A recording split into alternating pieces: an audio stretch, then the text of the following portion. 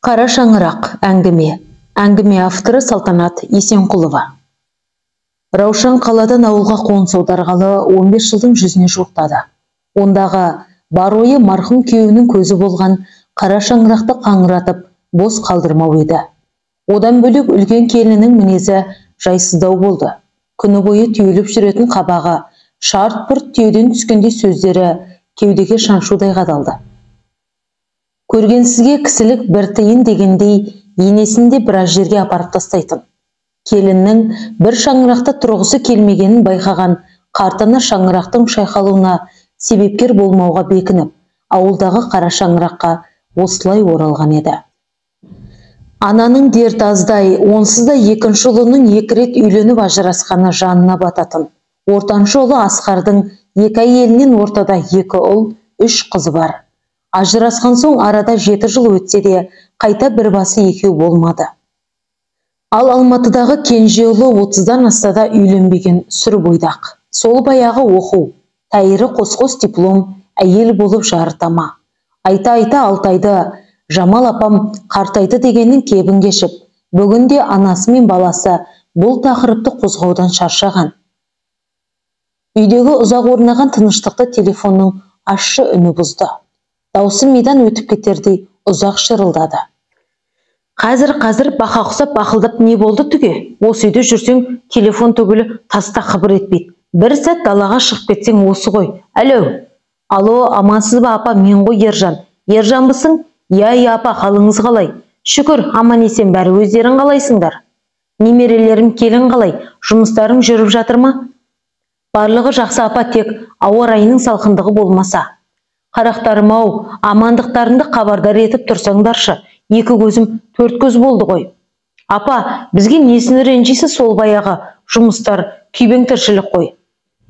Дүниенің тірлігі бітет дейсің бе, тұқымың жайылғыр-ау. Балам, Асқар Нұржанмен хабарласып тұрсыңдар ма?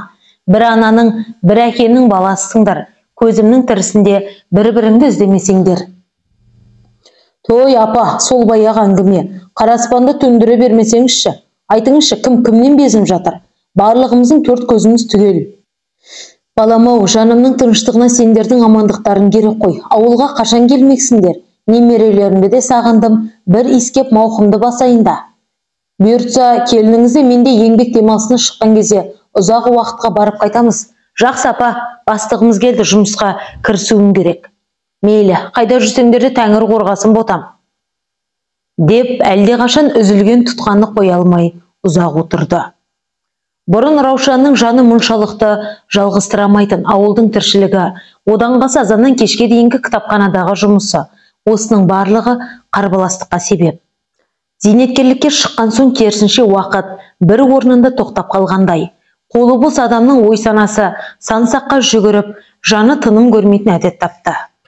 Қимылдап қалған жанға үйде отыру ауыр соқты, қимылдаған қырасат десе де, қарттықта ісің өнбейтін рас екен. Алла таңнан бастаған ісің бітімін тауып жатса бір сәрі, көзге көрінбейтін ұшы қиырсыз бірдеме. Сол баяғы бала-шағаның қамышын тырбаңдай бересің. Осы сәтте ауладағы иттердің үрген дауысы күшейе шықты. Біреу келді ғой деймін. Бұл уақытта Сағира көршіден басқа кім болсын? Бұл күнде ауылдың адамдары да барлығы өздерімен өздері. Шаруасы болмаса бір-бірінің үйіне бас сұғу сирек болып кетті ғой. Әй, Сағира, сен бісің? Кет айт жатыңдар. Шәуілдемей, иттің күшіктері. Я, мен ғой деді. Ентігін бас алмай, сыртқы дарбазаны табалдырғанда тұрып қалды. Кірсеңші, Сағира, жаманырын бастамай неге тұрып қалдың? Раушан, сыртқы киіміңді кейде тез далаға шық. Көршідегі Леспек пен Қатираның кенжолы әскерден келіпті. Құтты болсын айтып шығайық. Не дейді, кеше ғана әскерге кеткен сияқты? Зымыраған уақытай қазір дереу киініп келейін. Осы Сағира, сен болмасаң, ауылдың соңғы жаңалықтармен бізді кім хабардар етуші еді? Осылай деп қалжыңмен Сағираның көңілін бір көтеріп қойды. Көрші Қатираның үйінде бөтен ешкім жоқ, тек үлкенді кішілі бала-шағаның у-шуы, өздері ғана кешкілік шай ішіп отыр екен. Амансыңдар ма көрші? Алыстағы ағайыннан жақындағы көршің артық деген. Қуанышты да қайғыны да ең әуелі естейтінде бөлісетінде көрші ғой. Кенже ұлың Мақсаттың әскерден оралғаны құтты болсын. Шашу деп бір уыс кәмпеттерін шаша түсті. Немерелер болса шашудан түскен тәттілерге жан-жақтан жапа тармағай таласып, жерден жинап үлгерді. Жөн көрші шай үстінде сәтті түскен құтты қонақ болдыңдар, төрлетіңдер. О дүниеге барғанда да ең бірінші көршіңмен сәлемің қандай болды деп сұралады екен. Әй келін, самауырыңа қайта шай қойып жібер. Кіші келінге айт, қазан көтеріп ет ассын. Қазір апа, ал шайдан алып отырыңдар. Мақсат әскерден келуіне әлі 6 ай шамасында уақыт бар. Тек осында құжаттарын реттеу үшін 2-3 күнге жіберіпті. Солай ма? Көрінген таудың алыстығы жоқ. Ол күнде жақын қалыпты ғой. Біздің Сағирашта кейде жаңалықтарды мерзімнен бұрын таратып жібереді деп күліп жіберді. Дұрыс-ақ келгендерің жөн болды. Арқа-жарқа әңгіме дүкен құрмағалда біраз болды. Үй іші балашаға қалай? Немерелерің өсіп жатыр ма, Раушан? Балдарың ауылға қоныс аударайын демей ме?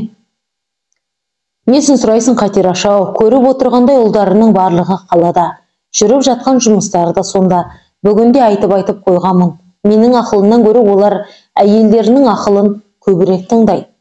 Әйтеуір бұл дүнияда анамыз бар деп ауызбен айтып қойғандары болмаса, одан қалса анда-санда қоңырау шалып қалымды сұрап, көңілімді алдаусыратқаны болмаса, мөлт-мөлт келген көзіндегі жасты аспанға қарап жасырды да дереу бойын жинап алды. Өмірден бала-шағаның қамы деп өтеді екенсің ғой. Сағира да қызу әңгімеден ызадан булығардай жұлынып сөйледі. Барлығын қартайғанда көретін болдық қой. Шымкенттегі кіші ұлым мен келініме жаным ашып, сендер жұмыстан босамайсыңдар, одан қалса пәтерден пәтерге көшіп, сандалып жүргенде күннің суығында балдарды ауыртып аларсыңдар, одан да ауылға келіп тасқандар дегенімде. Ұлым мен келінім, әлі ерте ғой апа, буыны қатайсын, есін білгенде апарып тастаймыз деп мыңқ-мыңқ еткен болды. Ойбай-ау, қай бетімді шымшиын. Бұл жаман немелерге уақыты өткен соң қартайған әке-шеше керек болмай қалады екен деп күйінді. Әй, сендерге не болған, Раушан? Сағира, бала болып кеттіңдер ме? Осы сәтте апа, мақтаның терімі бітті, енді соның ақшасын есептесуге келіпті деді келіні. Иә, ол да бар екен ғой, кірсін деп айт үйге. Сырттан кім келсе де үйден бір жұтым сумен бір түйір дәмауыз тигізбей шығарып салушы болма қарағым. Әр адам өз несібесімен келеді, кірсін де. Мемлекеттен бұрын жер алғанбыз, қазір соны кәсіпке айналдырып отырмыз. Еңбегі көптің өнбегі көп демекші. Алдыңғы жылы қауыммен қарбыз еккенбіз. Ауылы бар ма, ауданы бар ма түгел, одан қалса бала-шаға, немерелерді әбден бір қарық болып қалғаны бар. Биыл енді мақтамен алмастырдық. Бір жыл жер тынықсын деп үзіліс жасаймыз деп. Содан кейін әр жылда түрлі диқаншылықпен айналысамыз. Иә, қазіргі қоғамда мемлекетінен де қарекет жасай аласың, барлығына мүмкіндік берді ғой. Екі қолға бір күрек сол қаладан да, ауылдан да табылып жатады. Тек сол қара жерге, әулетке, қара шаңыраққа ие болар, ол болса болғаны да деген Раушанның даусы қызғаныштан ба әйтеуір зілді шықты. Ал көрші, біз тұралық, қараңғыда түсіп қалды, тек жақсылық болғай, аман саулықта көріскенше деп көршілер тарқасты.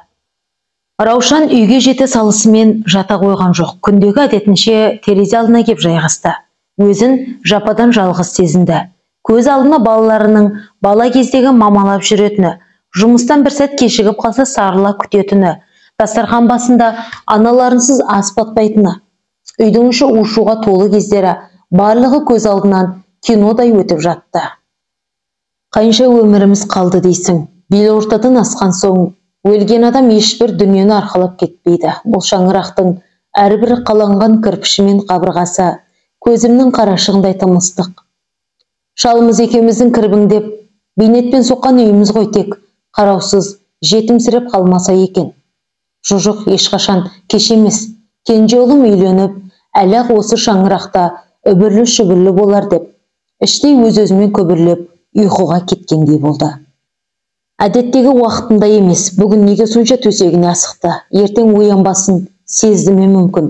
Сол жатқаннан қайта оянбады. Раушан ана мәңгілік ұйқыға кетті. Сәске уақытында Сағираның Раушан-ай, Раушан, замандастан қапыда қалдық-ау деген жоқтауы бүкіл ауылды елең еткізді. Суық хабарды естіген ауыл тұрғындары лек-легімен Раушанның үйіне қарай бағыттады. Жаназада жиналған қауым жарықтық, Алланың ісіне амал бар ма, жақсы кіседі деп еңкілдеп жылап жатты. Іште құса болып, уайымнан кеткен болар. Өзінің жүрегі жастайынан әлсіз еді. Уайым адамды аздырып та, тоздырып та жібереді ғой, деді енді бірі. Бұл қайғылы күнді өткеріп көрші-қолаң өз үйлеріне тарқасты. Ұлдары анасының жаназасына үлгермеді. Раушанның үйін ұзақ уақыт бойы қара құлып күзетті. Артында қалған ұлдар үшін енді ауылға апаратын бір ғана жол бар. Ол мазарат ішіндегі әкесі мен анасының төмпешікте орналасқан бейіттері.